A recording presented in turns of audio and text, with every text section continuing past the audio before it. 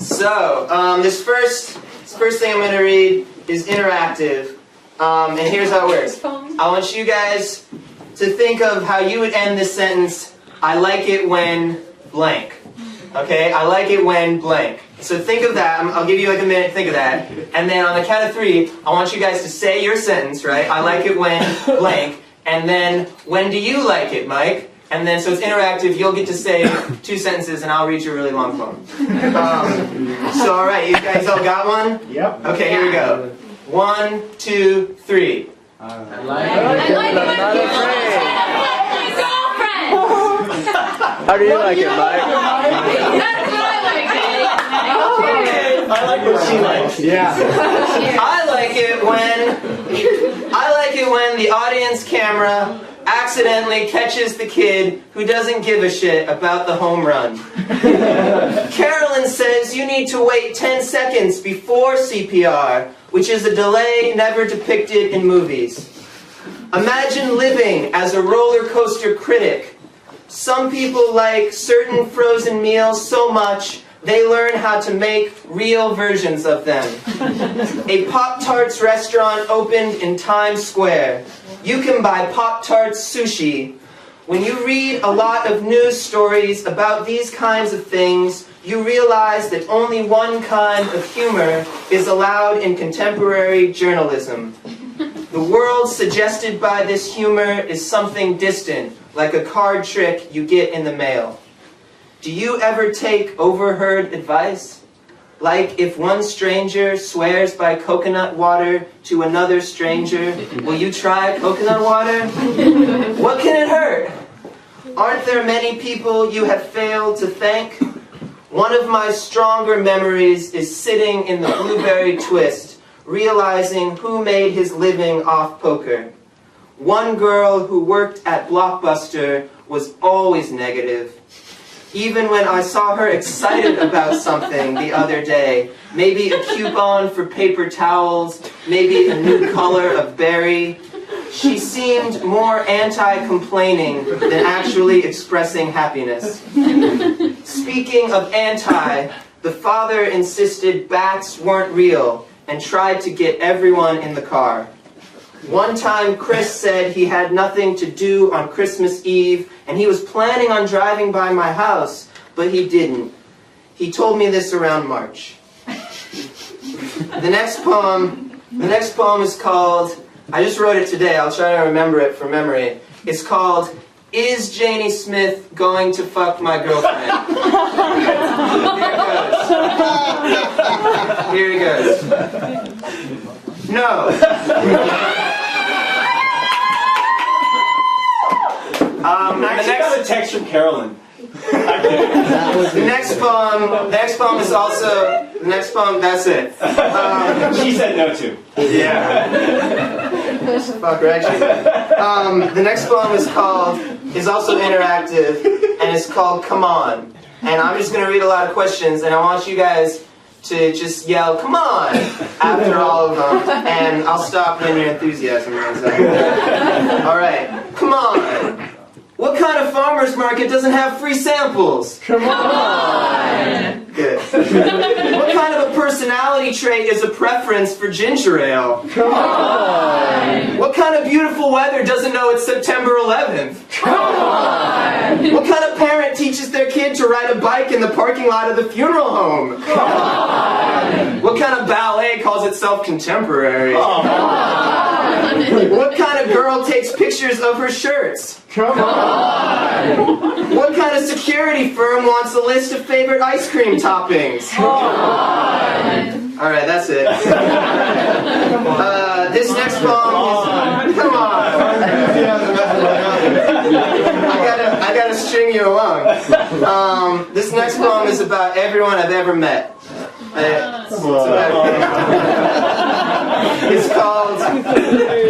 It's called Yo, Whatever Happened, Yo?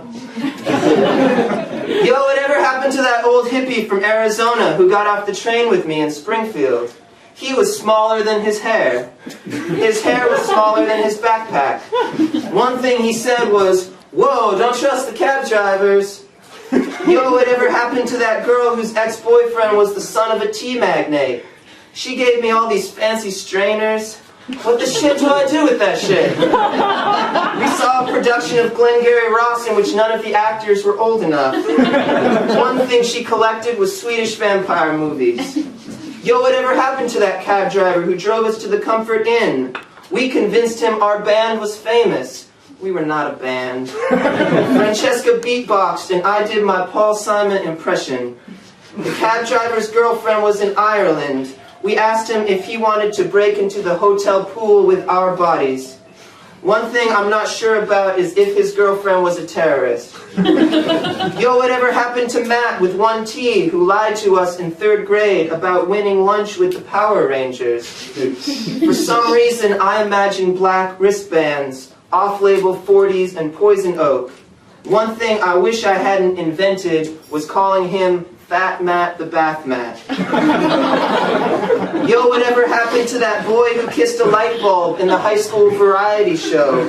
The rest of his act was like Beckett meets ESPN meets the Cheez-Its buried in the cushions of a trailer park sofa.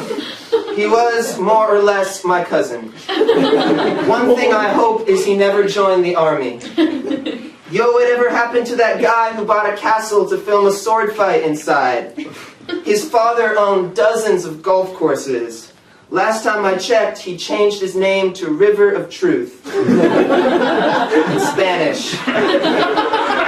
One summer, he bought me like 8 tubs of hummus before I realized he wanted to bone me. One thing I never gave him feedback on was his script, which in every stage of drafting used the font Papyrus. Yo, whatever happened to that girl who took an awesome photo of her neighbor running through a garden hose?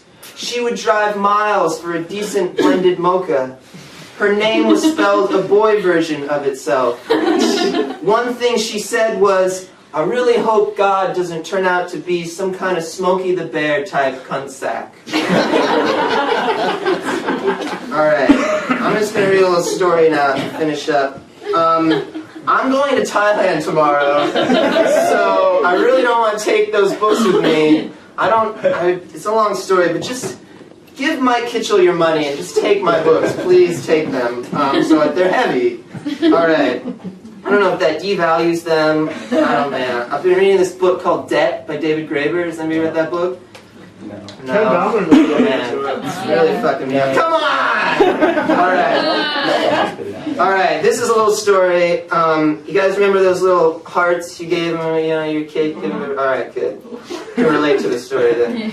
Alright, this is called None of Us Would Meet Her in the House of Mystery. By now, they've retired the fax me heart, but by now, I could mean a lot of things. The kid with the heart said, this is how ecstasy comes, I think. Some versions. Some other kid said, this shit is just candy. And then we all said, candy is candy. We said this because we were used to saying things all at once. We were gummy with swagger for the huddle of usness. Sometimes we said, unique New York, I need New York. Also, we were very competitive and bewildered, assholes, crowded into the kiddie pool and playing strip Uno. All of the houses were ranch style, and all of the parents were using calling cards to ask long-distance questions at people who couldn't tell whether they were saying love or wharf. In basements, we talked hella shit. In the play, I was the suicidal lead. I got to dream about a boat and kiss 2 girls. Afternoons, I watched MTV and swore Gideon Yago was stealing my shirt. Someone said, he's cuter than he was in junior high. The guy who did lights was in love with me, and between acts told me I had a boner. I'm in your khakis, he said, on angle of bulge. The boy playing the coach dropped out to get his jaw reconstructed. He'd sensed the expendability of his character and didn't want to start a pattern. 2 girls played my girlfriend, a different girl for each week's run. One person who had once played my mom was Mary Tyler Moore, so we had a lot to live up to. One of my girlfriends told me my hands were soft the first day she met me. The other, even her freckles were skinny. The director kept telling us he'd co-written a radio commercial with Stephen Sondheim. His acting tips were 15 yellow pages that all said Taco Bell. Sometimes in the canyon, the sun fell down like a bandit with frostbite. I went skinny dipping with the girls who shoplifted from the thrift store. We broke into the club where I practiced tennis, and really I didn't want to have sex, not even water sex, even with the cute one. All I wanted was to play tennis in the dark. The one who wasn't cute once gave me a button that said, "If you were in the Holocaust, I would not be a Nazi. This is just one promise, I promise." Sometimes I wake up wondering how all those words fit on one button. Sex alternatives sprawl in my head like people from Couchsurfing.com I plan to rate very poorly if they ever leave. Soft Hands Girl said, "Uno." Someone else said, "I got a heart that says weed too." The boy playing the coach didn't say anything because his mouth cage wasn't greased. We drank hot damn, and a girl said, "Let me see your landing strip." I let her, and she said, "You are half fag and half someone who will always be caught wearing your headphones." Soft Hands Girl gave me a hand job. She said, "You can pull my hair if you want." She moved my hands so they'd get higher scores. We were on the grass next to the kiddie pool. Sometimes on her body, in the dark, I couldn't tell what was evidence and what was grass shavings. Everybody else was inside using each other for pillows. In their dreams, Gideon Yago played tennis with Nazis. "That shot was out," Gideon Yago said. The Nazi said, "Taco Bell." Soft Hands Girl said, "I know you wanted to fuck the other one." I said, "I don't like the word fuck. It makes things seem systematic." Later this week, I'll have a dream where Soft Hands Girl points out that I'm naming her after my own hands. One of the saddest songs I've ever heard is Leonard Cohen's "Seems So Long Ago, Nancy," especially when he says, "She never said she'd wait for us, although she was alone."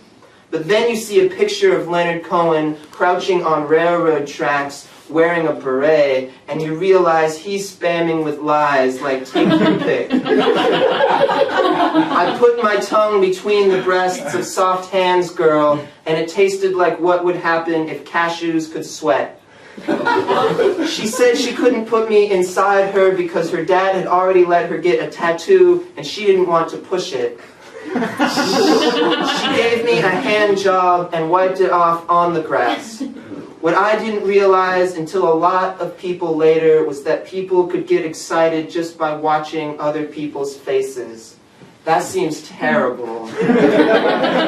When the canyon's in a drought month, it rains calling cards. In his studio apartment, the director gets a virus trying to download Photoshop. He says things out loud and tells himself he's trying them out for later, but really they are things he'll never say to anyone. For example, there are the guys who do lights, and then there is the light that does us. Thank you.